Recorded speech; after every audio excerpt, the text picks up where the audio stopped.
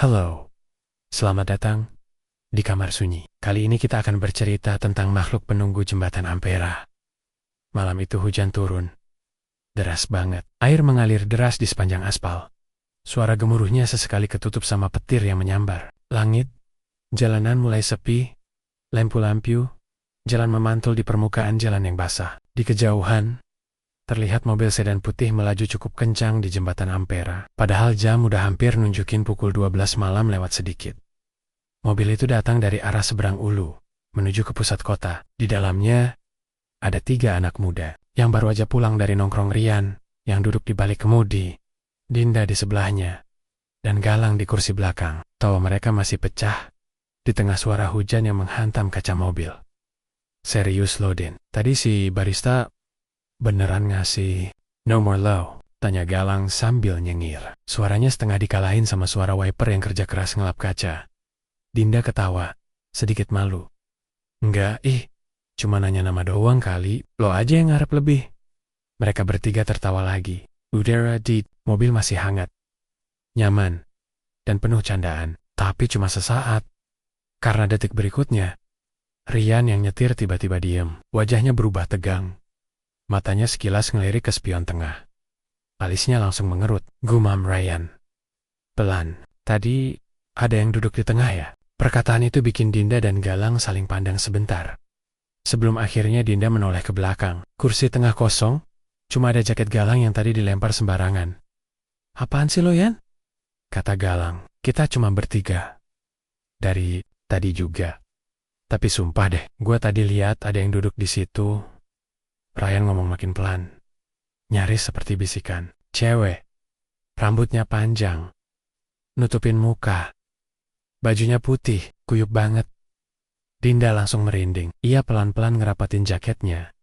Matanya juga ikut melirik ke arah spion tengah. Tapi gak ada apa-apa, hanya bayangan gelap dan lampu. Belakang kendaraan lain yang jauh di belakang. Lo jangan nakut-nakutin gitu, Yan, ucap Dinda. Berusaha ketawa kecil meski jelas raut wajahnya mulai gelisah. Rian mencoba menepis pikiran aneh itu. IYA, ... Mungkin cuma bayangan, katanya. Meski dalam hati, dia nggak yakin sama sekali. Dia tahu apa yang dia lihat barusan bukan halusinasi. Tapi mereka nggak sempat ngebahas itu lebih jauh. Tiba-tiba, mobil mereka goyah. Ban sebelah kanan ngelewatin lubang kecil yang keisi air. Dan karena jalanan licin banget, mobil langsung selip. Rian panik, ngerem mendadak sambil muter setir ke kiri, tapi malah bikin mobil oleng lebih parah. "Oi Rian!" teriak Galang dari belakang. Dinda refleks megang dashboard dan teriak sekenceng-kencengnya. Mobil itu nabrak pembatas jembatan. Suaranya keras banget. BR, AAA. Sebelum akhirnya BURRR, mobil terjun bebas ke Sungai Musi dan tenggelam ke dalam air yang gelap dan berarus deras. Hujan masih turun waktu warga sekitar dengar suara benturan keras itu. Beberapa orang keluar rumah, berlarian ke arah jembatan. Lampu sorot dinyalain. Dan gak lama kemudian, polisi serta petugas pemadam datang setelah dapat laporan dari warga. Penyelaman dilakukan sejak pagi. Sungai Musi memang gak gampang diselami, apalagi di area bawah jembatan yang dalam dan berlumpur. Tapi, akhirnya, setelah beberapa jam, mobil putih itu berhasil ditemukan dalam keadaan ringsek parah. Petugas mulai melakukan evakuasi jenazah. 2 jasad ditemukan di dalam mobil Rian dan Galang. Keduanya dalam kondisi mengenaskan. Leher mereka patah. Bukan karena benturan, tapi kayak dipelintir paksa. Semua orang yang ada di situ heran. Dari segi logika, posisi duduk mereka dan benturan mobil seharusnya nggak bikin leher mereka sampai bengkok kayak gitu. Tapi lebih bikin merinding lagi adalah saat petugas nyari Dinda dan gak nemuin apa-apa. Jasad Dinda gak ada di dalam mobil, gak kejebak di kursi, bahkan gak nyangkut di area sekitar. Mereka cari berhari-hari, bahkan sampai menyisir sungai ke arah hilir. Hasilnya nihil. Yang lebih aneh lagi, saat mobil itu diangkat ke darat, ada bercak tangan kecil di kaca belakang. Jejak tangan itu jelas banget, seolah seseorang pernah mencoba keluar dari dalam air, tapi gagal. Polisi awalnya ngira mungkin Dinda ke bawah arus. dan jasadnya bakal muncul beberapa hari kemudian. Seperti kejadian biasanya, tapi seminggu berlalu, 2 minggu, bahkan sampai sebulan lebih. Dinda tetap nggak ditemukan. Keluarga Dinda udah pasrah. Mereka menggelar doa dan yasinan di rumah, berharap arwah anaknya tenang, kalau memang sudah tiada. Tapi malam-malam, setelah acara itu, ibunya Dinda sering ngedengar suara langkah kaki di depan kamar. Tiap kali dibuka, nggak ada siapa-siapa. Dan yang paling bikin bulu kuduk berdiri, ibunya Dinda ngaku pernah ngelihat anaknya berdiri di depan pintu rumah. Wajahnya bas, kuyup, rambutnya menutupi wajah, dan dia cuma ngomong satu kalimat sebelum menghilang. Aku belum mati. Sejak malam kecelakaan itu, suasana di sekitar jembatan Ampera jadi beda. Nggak cuma soal jalanan yang makin sepi di malam hari, tapi juga soal bisik-bisik warga yang makin hari makin serem didengar. Cerita-cerita aneh mulai beredar. Dari mulut, dari warung kopi, sampai grup WhatsApp tetangga. Awalnya cuma 1-2 orang yang ngaku ngalamin hal ganjil di sekitar jembatan. Tapi makin lama, cerita-cerita itu jadi makin sering muncul dan makin mengerikan. Salah satu cerita paling pertama datang dari ojek online bernama Ardi. Waktu itu dia lagi narik malam, sekitar jam 12:30. Dia dapat orderan, jemput penumpang, dari area dekat jembatan Ampera. Lokasi tepatnya nggak jauh dari ujung jembatan sebelah seberang Ulu. Menurut cerita Ardi, dia sempat ragu buat ambil order itu karena udah malam banget dan hujan rintik. Tapi karena sepi, akhirnya dia jalan juga ke titik jemput. Pas dia sampai, dia lihat ada cewek berdiri sendirian di pinggir jalan. Pakaiannya putih, rambutnya panjang banget, kepalanya nunduk. "Dingin ya mbak?" Ardi nanya, sambil ngeluarin jaket kecil dari tas jok. Tapi cewek itu nggak jawab. Dia cuma naik ke jok belakang, duduk diam, tanpa suara. Ardi bilang, dia mulai ngerasa aneh. Pas motor baru jalan sekitar 200 meter, jok belakang yang tadinya kerasa berat, tiba-tiba jadi ringan. Dia noleh lewat spion, dan gak ada siapa-siapa. It's Hilong, cuma basah di jok motornya, yang masih kelihatan jelas. Bau anyir juga masih kerasa di hidungnya. Sejak kejadian itu, Ardi sakit demam tinggi hampir seminggu, dan sampai sekarang dia gak pernah mau narik malam lagi. Cerita lain datang dari sopir truk bernama Bang Udin. Dia sering bawa muatan malam lewat jembatan Ampera, tapi malam itu beda. Pas truknya sampai di tengah jembatan, dia lihat ada sosok perempuan jalan sendirian. Pelan banget, di sisi jalan. Wajahnya nggak kelihatan, karena rambutnya nutupin muka. Tapi langkahnya ganjil. Kakinya kayak nyeret. Bang Udin yang awalnya cuma mikir itu orang mabuk atau nyasar, akhirnya mutusin buat berhentiin truknya dan nyamperin. "Mbak, ngapain malam-malam di sini?" katanya waktu itu. Tapi cewek itu malah berhenti jalan. Dan perlahan-lahan, dia nengok ke belakang. Bang Udin bilang itu momen paling gak bisa dia lupain seumur hidup. Wajah cewek itu hancur. Kayak habis kecelakaan. Parah. Matanya melotot keluar. Pipinya sobek. Dan lidahnya panjang. Menjulur sampai ke dada. Yang paling serem, dia senyum. Senyum lebar banget. Sampai hampir nyentuh telinganya. Bang Udin langsung masuk truk dan tancap gas. Gak peduli lampu, merah, atau apa. Dan sejak saat itu, dia selalu baca doa panjang setiap lewat jembatan itu. Cerita-cerita semacam itu makin lama makin banyak. Ada yang diboncengin cewek misterius, ada yang ngeliat tangan keluar dari sela-sela pembatas jembatan Boken. Ada yang ngaku sempat dengar suara orang nangis di bawah jembatan. Pas air Sungai Musi lagi pasang. Yang bikin semua orang makin merinding adalah ketika seorang nelayan nemuin potongan baju putih mengambang nggak jauh dari area kecelakaan. Baju itu udah kotor dan sobik-sobik, tapi masih bisa dikenali bentuknya.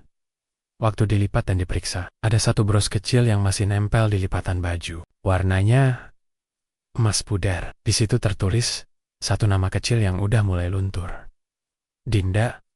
Warga langsung heboh. Keluarga Dinda dipanggil buat mastiin. Ibunya langsung jatuh pingsan begitu melihat bros itu. Itu bros yang pernah dia kasih ke Dinda waktu ulang tahun ke-17. Gak pernah dilepas dari bajunya, katanya. Sejak penemuan itu, banyak yang percaya kalau arwah Dinda belum pergi. Dan yang lebih ngeri lagi, ada seorang dukun yang sempat diajak oleh salah satu keluarga korban buat bersihin lokasi. Dukun itu datang diam-diam malam hari, ditemani 2 orang saksi warga setempat. Katanya, Dia nggak perlu waktu lama buat ngerasain sesuatu yang janggal di sana. Dia belum pergi. Kata si dukun waktu itu, jiwa anak perempuan itu masih nyangkut di sini. Dia nggak mati dengan tenang. Dia diseret. Dia sadar waktu tenggelam. Dia minta tolong. Tapi nggak ada yang nolongin. Dan sekarang dia marah. Waktu dukun itu bilang begitu, suasana langsung sunyi. Angin di sekitar mereka katanya mendadak dingin banget. Lebih dingin dari biasanya. Bahkan si dukun sempat mimpi buruk semalam. Setelah dari sana katanya, dia didatangi perempuan berambut panjang yang duduk di pinggir tempat tidurnya, dengan muka penuh luka dan mata yang terus melotot tanpa berkedip. Kenapa kalian biarin aku mati sendiri? Suara perempuan itu katanya terus-terusan terdengar di mimpinya. Cerita dari dukun itu bikin warga makin takut. Bahkan tukang-tukang parkir yang biasa nunggu orderan di sekitar jembatan mulai pindah ke lokasi lain. Warren Kopi. Malam di dekat situ tutup lebih awal. Orang-orang mulai percaya Dinda, atau apapun wujudnya sekarang, masih ada di situ. Tapi bukan lagi manusia. Bukan lagi sosok gadis ceria yang sering tertawa di kafe bersama dua temannya. Dia sekarang adalah makhluk yang menunggu di tengah malam, di atas jembatan, atau mungkin di bawah permukaan sungai yang gelap. Dia bukan hanya arwah penasaran, tapi sesuatu yang berubah karena dendam. Sesuatu yang mungkin mulai cari teman untuk menemaninya di dasar sungai. Dan yang paling bikin ngeri, ada satu mitos baru yang mulai muncul. Kalau kamu jalan atau naik motor sendirian, malam-malam lewat jembatan Ampera, dan tiba-tiba ngerasa jok belakang jadi berat, jangan pernah noleh ke belakang. Karena kalau kamu noleh, dia bakal anggap kamu udah siap buat gantiin tempatnya. Jam udah nunjukin hampir jam 11 malam. Hujan baru aja berhenti. Tapi udara di sekitar jembatan Ampera masih dingin dan berkabut. Lampu jalan menyala redup, dan suasana begitu sepi. Di sela suara mesin motor yang lewat sesekali, bunyi air sungai Musi mengalir terdengar pelan, hampir kayak bisikan. Aldi, seorang tukang ojek online, malam itu sebenarnya udah niat mau pulang. Orderan terakhirnya udah selesai 1 jam yang lalu, dan dia udah ngerasa cukup lelah. Tapi pas dia buka aplikasi, tiba-tiba ada notifikasi masuk. Orderan dari seseorang yang minta dijemput di ujung jembatan Ampera.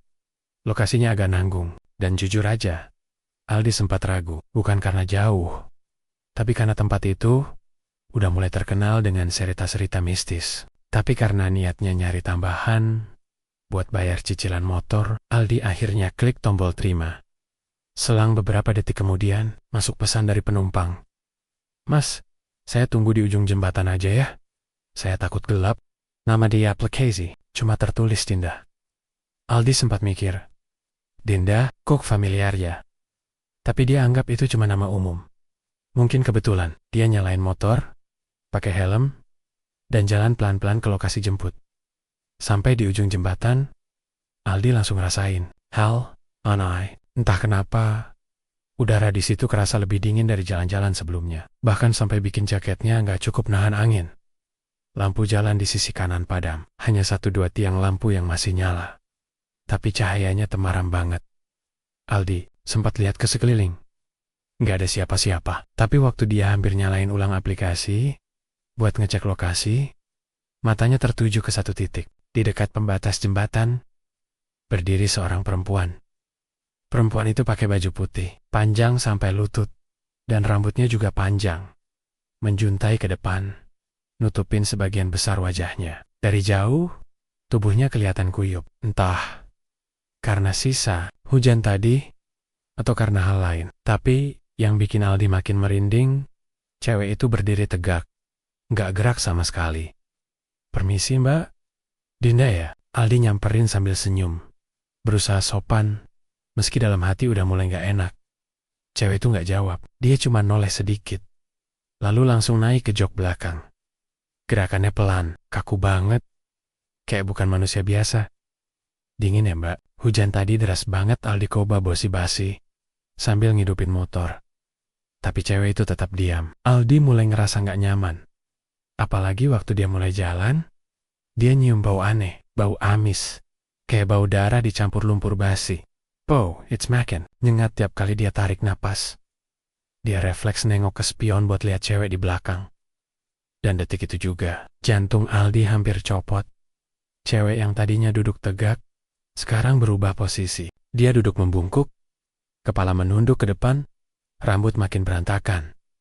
Tapi yang paling bikin ngeri lehernya, miring ke samping dalam posisi nggak wajar, seolah tulangnya udah patah. Mata cewek itu kosong, melotot, kayak boneka rusak. Daun robek lebar dari pipi ke pipi, penuh darah hitam yang menetes pelan ke jaket Aldi. Sebelum Aldi sempat bereaksi, cewek itu buka mulutnya, dan keluar suara yang bukan suara manusia. Antar aku ke dasar sungai, Aldi langsung refleks, banting, setir, motor oleng, dan nabrak trotoar pinggir jalan. Dia dan motornya jatuh ke tanah berpasir. Hampir nyemplung ke sisi luar jembatan, tapi Aldi udah nggak sadar, kepalanya terbentur keras, dan dia langsung pingsan. Beberapa menit kemudian, warga yang tinggal di sekitar bawah jembatan dengar suara benturan. Mereka berlari ke arah atas, dan nemuin Aldi dalam keadaan nggak sadarkan diri. Helmnya retak, badannya gemetar pera, dan wajahnya pucat kayak mayat. Begitu sadar, Aldi langsung teriak-teriak panik, nyebut satu nama berulang-ulang. Dinda. Dinda, ampun, Dinda. Suaranya gemetar, dan air matanya ngalir sendiri, tanpa bisa dikontrol. Warga sempat bingung, karena yang mereka tahu, Aldi nggak punya saudara atau mantan pacar bernama Dinda. Tapi salah satu bapak tua yang ikut bantuin angkat motor Aldi, langsung membelalak. Dinda, itu kan nama cewek yang hilang waktu kecelakaan beberapa bulan lalu, yang jasadnya nggak pernah ditemukan. Katanya lirih. Berita tentang Aldi langsung menyebar. Malam itu juga, akun media sosial lokal mulai ramai ngebahas kejadian itu. Foto motor Aldi yang tergeletak di pinggir jembatan jadi viral. Beberapa orang bahkan ngaku pernah ngalamin hal mirip di lokasi yang sama. Yang paling bikin ngeri, Aldi sejak saat itu nggak bisa ngomong normal lagi. Setiap ditanya soal kejadian malam itu, dia cuma bisa jawab dengan tatapan kosong dan satu kalimat pendek. Dia belum selesai, karena makin banyak kejadian ganjil. Akhirnya warga bikin peraturan gak tertulis. Siapapun yang lewat jembatan Ampera tengah malam, dilarang keras nyebut nama Dinda. Apalagi kalau lagi sendirian. Katanya, kalau sampai kita nyebut namanya di tengah jembatan, dia bakal dengar, dan dia bakal muncul. Bukan buat minta tolong, tapi buat ngajak, buat narik kita ikut ke dasar sungai Musi. Tempat dia terakhir kali tenggelam, tempat di mana dia masih nunggu, dengan marah, dengan luka, dan dengan dendam yang belum tuntas. Sampai hari ini, kalau kamu lewat jembatan itu di atas jam 11 malam, dan kamu merasa ada yang duduk di jok belakangmu, jangan pernah noleh. Karena bisa jadi itu bukan angin, bukan bayangan, tapi Dinda, sampai sekarang, gak ada yang benar-benar tahu apa yang sebenarnya terjadi malam itu di jembatan Ampera. Apakah Dinda memang belum ditemukan?